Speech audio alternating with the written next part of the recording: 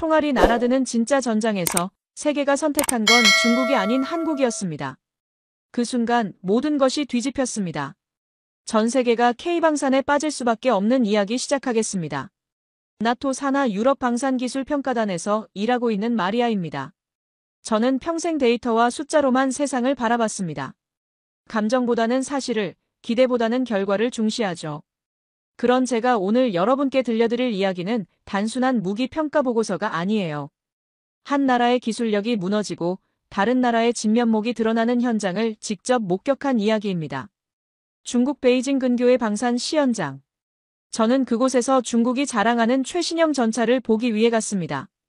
솔직히 말씀드리면 당시 저는 중국 기술에 더 큰 기대를 하고 있었어요. 규모도 크고 투자도 많이 하고 있으니까요. 시연장 분위기는 화려했습니다. 붉은 깃발들이 펄럭이고 군악대가 웅장한 음악을 연주하고 있었죠. 중국 관계자들은 자신감에 차 있었어요. 이번 전차는 세계 최고 수준입니다 라고 말하면서요. 드디어 시연이 시작됐습니다. 거대한 전차가 평지에서는 멋지게 달렸어요. 포탄도 정확히 명중시켰고요.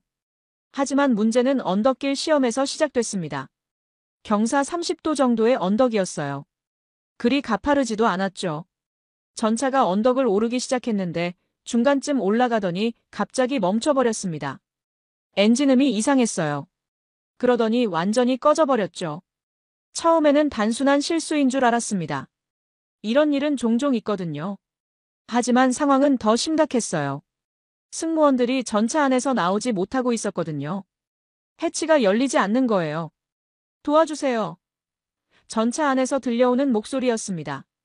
제 옆에 있던 독일 동료 슈미트가 얼굴을 찌푸렸어요. 이게 뭡니까? 하면서요. 중국 관계자들이 당황하기 시작했습니다. 급하게 구조 장비를 가져오고 기술진들이 뛰어다녔죠. 하지만 30분이 지나도록 해치는 열리지 않았어요. 결국 외부에서 강제로 열어야 했습니다. 더 큰 문제는 국제 언론들이 이 모든 장면을 생중계하고 있었다는 거예요. BBC, CNN, 로이터. 모든 카메라가 이 상황을 담고 있었죠. 승무원들이 구조된 후 저는 생각했습니다. 무기는 보여주기 위한 게 아니라 정말 지켜야 할 때 움직이는 것이어야 한다고요. 중국이 그토록 자랑하던 전차가 언덕 하나도 제대로 넘지 못했다는 사실이 머릿속을 떠나지 않았어요. 그날 밤 호텔에서 보고서를 작성하면서 저는 의문이 들었습니다. 과연 외형만 화려한 기술이 진짜 기술일까? 데이터상으로는 훌륭해 보이는 것들이 실제로는 얼마나 허약할 수 있을까? 중국 시연회가 끝난 다음 날, 저는 베이징 호텔 로비에서 한 통의 이메일을 받았습니다. 발신자는 한국의 방산 관계자였어요. 제목은 간단했습니다. 참고용 자료라고 적혀 있었죠. 첨부된 파일을 열어봤는데 사진 한 장이었습니다. 처음에는 그냥 지나칠 뻔했어요. 하지만 사진을 자세히 보는 순간 제 시선이 멈췄습니다. K2 전차가 가파른 언덕을 고속으로 오르고 있는 장면이었어요. 그런데 이게 단순한 주행 사진이 아니었습니다. 전차가 언덕을 오르면서 동시에 주포를 발사하고 있었거든요. 무빙샷이라고 하죠. 사진 속 전차의 모습은 안정적이었습니다. 험한 지형을 달리고 있는데도 전혀 흔들림이 없어 보였어요. 마치 평지를 달리는 것처럼 말이죠. 그리고 사진 한쪽 구석에 선명하게 새겨진 대한민국 마크가 제 눈에 들어왔습니다. 순간 어제 본 중국 전차가 떠올랐어요. 언덕에서 멈춰서서 승무원들이 갇혔던 그 모습 말입니다. 이 한 장의 사진은 너무나 대조적이었죠. 제가 사진을 계속 들여다보고 있는데 옆 테이블에 앉아있던 미군 관계자 존슨이 말을 걸었어요. 뭘 그렇게 집중해서 보세요? 한국 전차 사진인데 언덕에서 무빙샷을 하는 장면이에요. 존슨이 사진을 보더니 휘휘 소리를 냈습니다. 이런 걸 실제로 할 수 있다고요? 보통 이런 건 합성 아닌가요? 저도 처음에는 그런 생각을 했어요. 하지만 사진의 디테일들을 보니 실제 촬영한 게 맞는 것 같았습니다. 흙먼지의 패턴, 그림자의 각도, 전차 궤도의 움직임까지. 모든 게 자연스러웠거든요. 그때 제 머릿속에 한 문장이 떠올랐습니다. 그들은 언덕에서 멈췄지만 한국은 언덕 위에서 멈췄다. 저는 그 자리에서 한국 방산 관계자에게 답장을 보냈습니다. 직접 확인해보고 싶습니다 라고 썼죠. 30년 넘게 방산 평가를 해왔지만 이렇게 확인하고 싶은 마음이 든 적은 처음이었어요. 답장은 금방 왔습니다. 언제든 환영합니다. 부산에서 실물을 보여드리겠습니다. 그날 밤 저는 한국행 항공편을 예약했습니다. 사진 한 장이 제 일정을 바꿔버린 거예요. 지금 생각해보면 그때가 제가 진짜 기술의 의미를 깨닫기 시작한 순간이었던 것 같습니다. 지금 세계 방산이 바라보는 방향이 어디인지 알게 된 순간 말이에요. 인천공항에 도착한 저는 곧바로 부산으로 향했습니다. KTX를 타고 가면서 창밖 풍경을 보니 중국과는 또 다른 느낌이었어요. 깔끔하고 정돈된 느낌이랄까요? 부산의 방산 전시장에 도착했을 때 저를 맞이한 건 김대성 부장이었습니다. 40대 중반 정도로 보이는 차분한 인상의 남성이었죠. 멀리서 오느라 수고하셨습니다라고 인사하더군요. 전시장 안으로 들어가자마자 저는 압도당했습니다. K2 전차의 실물이 거기 있었거든요. 사진으로만 보던 것과는 완전히 다른 존재감이었어요. 검은 철갑 위에 반사되는 조명이 마치 살아있는 것처럼 느껴졌습니다. 직접 들어가 보시겠어요? 김 부장의 제안에 저는 망설이지 않았습니다. 30년간 수많은 전차를 봤지만 실제로 탑승해 본 적은 많지 않았거든요. 해치를 열고 들어가는 순간 놀랐습니다. 내부가 생각보다 넓고 체계적이었어요. 각종 계기판과 조작 장치들이 정말 직관적으로 배치되어 있었죠. 중국 전차에서 봤던 복잡하고 어수선한 모습과는 정반대였습니다. 이 시스템이 자동 사격 통제 장치입니다. 김 부장이 설명하기 시작했어요. 이동 중에도 목표물을 정확하게 조준할 수 있죠. 저는 의심스러운 눈으로 물었습니다. 정말 70km 속도로 달리면서 무빙샷이 가능한가요? 김 부장은 미소를 지으며 말했습니다. 보여드리죠. 전시장 한쪽에 시뮬레이션 장비가 있었어요. 실제 전차와 똑같은 조작감을 느낄 수 있는 첨단 장비였죠. 저는 그 안에 앉아서 직접 체험해봤습니다. 가상의 험한 지형을 달리기 시작했어요. 바위투성이 언덕, 진흙탕, 모래사장. 온갖 악조건이 펼쳐졌죠. 하지만 K2는 전혀 흔들리지 않았습니다. 주행 안정성이 정말 놀라웠어요. 이제 무빙샷을 해보세요. 김 부장의 안내에 따라 저는 이동하면서 목표물을 조준했습니다. 십자선이 목표물에 정확히 고정되더군요. 발사 버튼을 눌렀는데 명중이었습니다. 한 번 더 해보시겠어요? 김 부장이 물었지만 저는 이미 확신하고 있었어요. 이건 단순한 우연이 아니었거든요. 두 번째, 세 번째, 네 번째. 계속 명중이었습니다. 그것도 시속 60km가 넘는 속도에서 말이죠. 저는 시뮬레이션을 끝내고 나서 김 부장에게 물었어요. 실제로도 이렇게 됩니까? 물론입니다. 실제 시험에서는 더 가혹한 조건에서도 단 한 번도 실패한 적이 없어요. 그 순간 저는 깨달았습니다. 사진으로 봤던 그 장면이 실화라는 걸 말이죠. 70km 무빙샷이 정말 가능하다는 걸요. 저는 속으로 중얼거렸습니다. 정지보다 더 안정적인 한국의 주행이라. 시뮬레이션을 마치고 전차에서 나오면서 저는 이상한 기분이 들었어요. 마치 미래를 먼저 체험한 것 같은 느낌이었거든요. 이게 바로 진짜 기술이구나 싶었습니다. 부산에서의 체험을 마치고 저는 서울로 올라가 더 깊이 있는 인터뷰를 진행했습니다. 한국 방산업계의 핵심 인물들을 만나보고 싶었거든요. 첫 번째로 만난 사람은 한화시스템의 이정호 상무였어요. 50대 초반의 엔지니어 출신으로 K2 개발에 직접 참여한 인물이었죠. K2 개발에서 가장 중요하게 생각한 건 뭔가요? 제 질문에 이 상무는 잠시 생각하더니 말했습니다. 완성도입니다. 빠르게 만드는 것보다 완벽하게 만드는 게 우선이었어요. 이 말을 들으니 며칠 전 베이징에서 들었던 말이 떠올랐어요. 중국 방산 관계자 리웨이밍이 했던 말입니다. 속도가 곧 경쟁력입니다. 시장에 먼저 나가는 자가 승리하죠. 저는 이 상무에게 이 이야기를 해봤어요.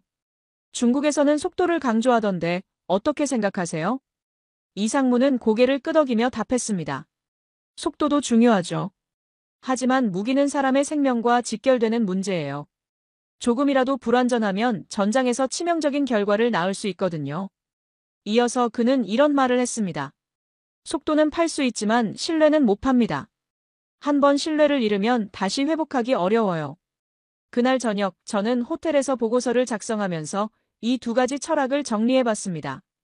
속도를 추구하는 중국과 완성도를 추구하는 한국. 겉으로 보기에는 비슷해 보이는 두 나라의 접근법이 실제로는 이렇게 다르다니. 다음 날 만난 현대로템의 박민수 연구소장은 더 구체적인 설명을 해줬어요. 저희는 K2 한 대를 완성하는데 7년이 걸렸습니다. 테스트만 3년을 했어요. 혹시 모를 결함을 찾아내기 위해서죠. 7년이면 너무 오래 걸린 거 아닌가요? 박 소장은 미소를 지으며 답했습니다. 그래서 지금 세계가 K2를 찾는 거예요. 검증된 신뢰성 때문에 말이죠. 저는 그때 깨달았습니다. 한국은 파는 나라가 아니라 지키는 나라라는 걸 말이에요. 자국을 방어하기 위해 만든 무기가 결과적으로 세계 최고 수준이 된 거죠. 베이징에서 봤던 화려한 시연회와 부산에서 체험한 묵묵한 완성도. 이 대조가 제 머릿속에서 계속 맴돌았어요. 속도전을 택한 중국과 완성도를 택한 한국. 세계는 결과로 답하고 있었습니다. 그날 밤 저는 보고서에 이렇게 적었습니다. 진정한 기술력은 얼마나 빨리 만드느냐가 아니라 얼마나 오래 믿을 수 있느냐에 달려있다. 서울에서의 일정을 마치고 브뤼셀로 돌아온 저는 곧바로 나토 본부로 향했습니다. 한국에서 보고 들은 것들을 동료들과 공유해야 했거든요. 회의실에 들어서자 이미 여러 나라 평가관들이 모여 있었어요. 영국의 스미스, 프랑스의 뒤퐁, 이탈리아의 로시. 모두 각국을 대표하는 방산 전문가들이었죠. 마리아, 중국과 한국 현장 조사는 어땠나요? 스미스가 먼저 물었습니다. 저는 준비해온 자료를 펼치며 설명을 시작했어요. 먼저 중국 시연회에서 일어난 사고부터 말했죠. 전차가 언덕에서 멈춰버린 일, 승무원들이 갇힌 일 말입니다. 정말 그런 일이 있었나요? 뒤퐁이 놀란 표정으로 물었어요. 네, 직접 봤습니다. 그리고 이건 한국 K2의 시험 영상입니다. 저는 한국에서 받아온 K2 무빙샷 영상을 재생했습니다. 전차가 험한 지형을 달리면서도 정확하게 목표물을 명중시키는 장면이었죠. 회의실이 조용해졌습니다. 모든 사람이 화면에 집중하고 있었어요. 영상이 끝나자 로시가 말했습니다. 이게 정말 실제 촬영인가요? 합성이 아니고요. 직접 시뮬레이션으로 체험해봤습니다. 실제로 가능한 일이에요. 그때부터 질문이 쏟아지기 시작했어요. K2의 기술 사양, 신뢰성, 가격 경쟁력까지 모든 것에 대해 궁금해했죠. 2주 후 나토 내부 평가 보고서가 나왔습니다. 제목은 동아시아 방산 기술 현황 분석이었어요. 그 보고서에는 이런 문구가 들어있었습니다. 한국 K2는 고위험 환경에서 최고 신뢰도를 확보한 것으로 평가됨. 특히 이동 중 사격 정확도는 기존 서방 전차 기준을 상회함. 하지만 더 놀라운 건 유럽 군사 커뮤니티의 반응이었어요. 독일 국방부 관계자들이 K2는 서방 표준을 초월했다고 공식적으로 인정했거든요. 독일이에요, 독일. 레오파드 전차를 만든 바로 그 나라에서 한국 전차를 인정한 거죠. 저도 독일계이지만 이건 정말 예상하지 못한 일이었어요. 며칠 후 저는 최종 보고서를 작성해야 했습니다. 나토 회원국들의 차세대 전차 도입을 위한 권고안이었죠. 여러 나라 전차를 비교 분석한 결과를 정리해야 했어요. 보고서 마지막 부분에서 저는 결정적인 문장을 썼습니다. 현재 나토 기준에 가장 부합하는 전차는 한국의 K2로 판단됨. 단독 추천이었어요. 미국 전차도 독일 전차도 아닌 한국 전차를 말이죠. 30년 나토 생활에서 이런 권고안을 쓴 건 처음이었습니다. 보고서를 제출하고 나서 동료들의 반응이 궁금했어요. 과연 받아들여질까 하는 걱정도 있었고요. 하지만 결과는 의외였습니다. 마리아의 분석이 맞는 것 같다. 스미스가 말했어요. 우리도 별도로 검증해봤는데 K2가 확실히 앞서 있더라. 그날 저는 깨달았습니다. 나토가 먼저 인정한 대한민국 기술력이라는 걸 말이에요. 이제 세계는 독일이 아닌 한국을 기준으로 삼기 시작했다는 걸요. 나토 보고서가 나온 후 며칠 뒤 흥미로운 소식이 들려왔습니다. 중국 방산 매체들이 갑자기 전차 관련 보도를 자제하고 있다는 거예요. 베이징 주재 독일 국방무관인 밀러로부터 전화가 왔어요. 마리아, 중국 쪽 분위기가 이상해요. 전차 시연회 이후로 아무도 그 얘기를 하려 하지 않아요. 저도 궁금해서 중국 방산 관련 매체들을 찾아봤어요. 정말 이상했습니다. 시연회 이전까지는 연일 전차 기술을 자랑하던 매체들이 갑자기 조용해진 거예요. 며칠 후 더 구체적인 정보가 들어왔습니다. 중국 내부 관계자와의 익명 인터뷰 내용이었죠. 홍콩의 한 군사 전문지에서 보도한 내용이었어요. 우리는 결국 껍데기만 만들었다는 걸 인정해야 한다. 익명의 중국 방산 관계자가 한 말이었습니다. 외형은 그럴듯하지만 실제 성능은 기대에 못 미친다. 이 인터뷰에서 더 충격적인 내용이 나왔어요. 시연회용으로만 만든 전차와 실제 양산형 전차는 다르다. 시연회에서 실패한 것도 사실 예상했던 일이다. 정말 놀라운 고백이었습니다. 자신들이 보여준 것이 실제가 아니라 퍼포먼스였다는 걸 스스로 인정한 거거든요. 외신들도 이 소식을 크게 다뤘어요.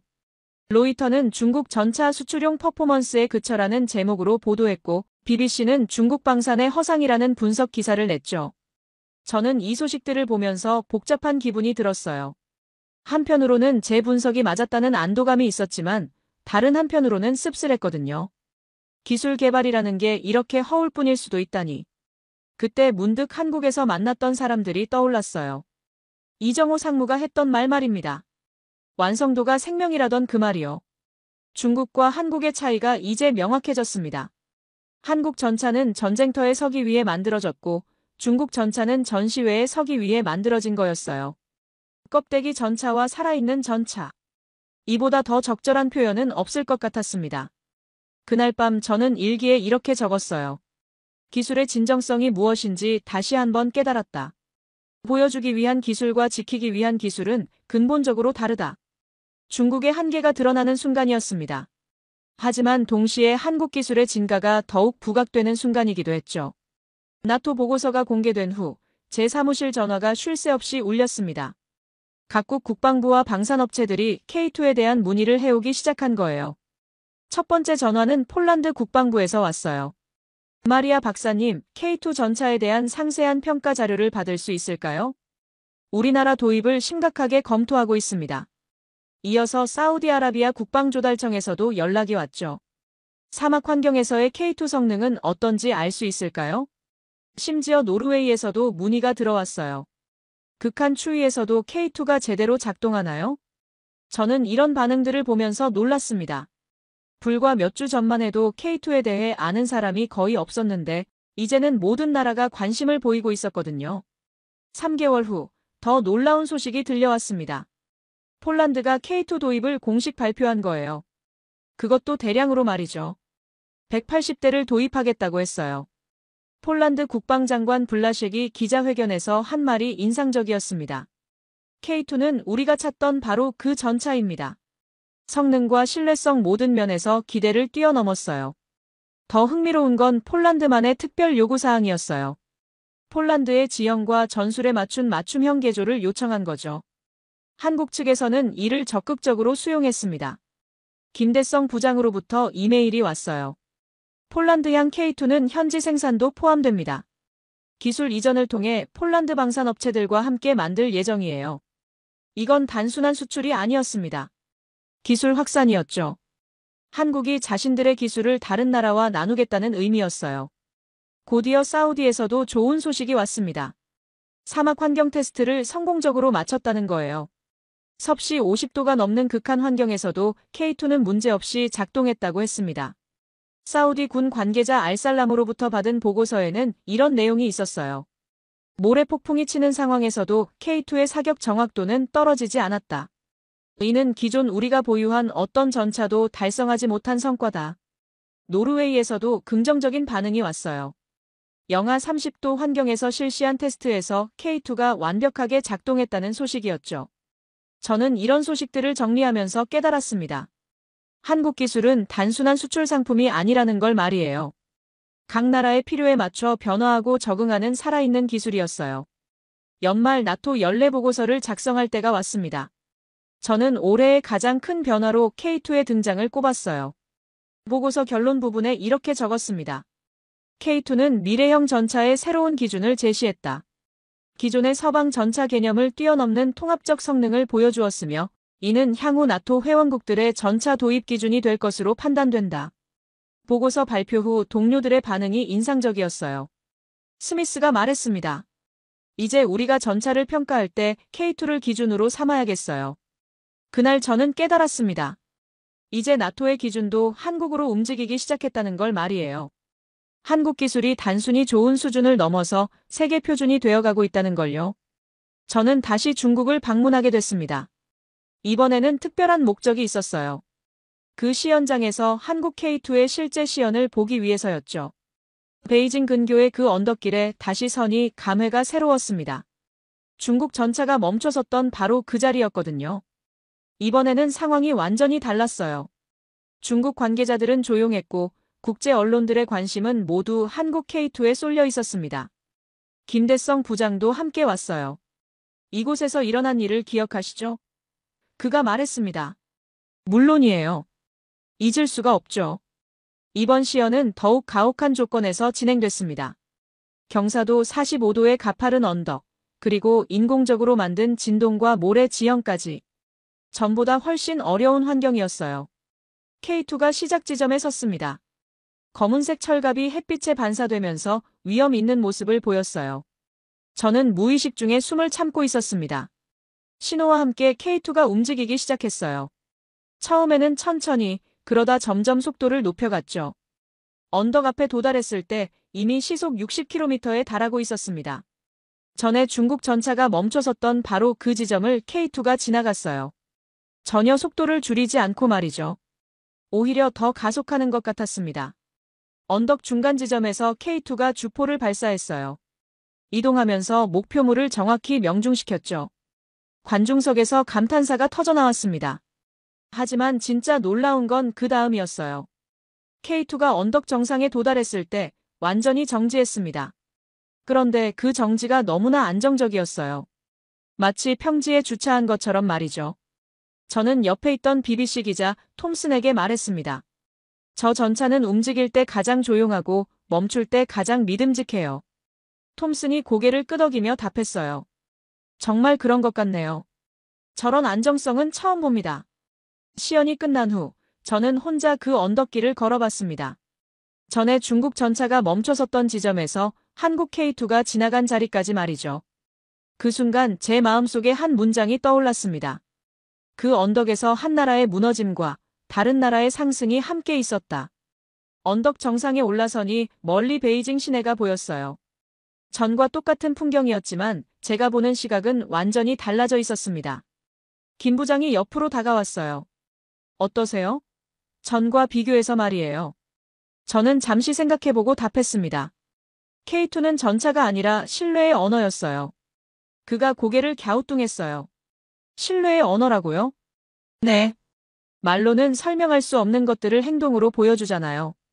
그게 바로 신뢰의 언어죠. 그날 저녁 호텔에서 최종 보고서를 작성하면서 저는 이 여정을 되돌아봤습니다. 한 장의 사진으로 시작된 의문이 이렇게 큰 확신으로 바뀔 줄은 몰랐거든요. 지금 저는 확신합니다. 세계 방산의 미래는 한국에 있다고요. 그리고 그 미래는 이미 시작되었다고요.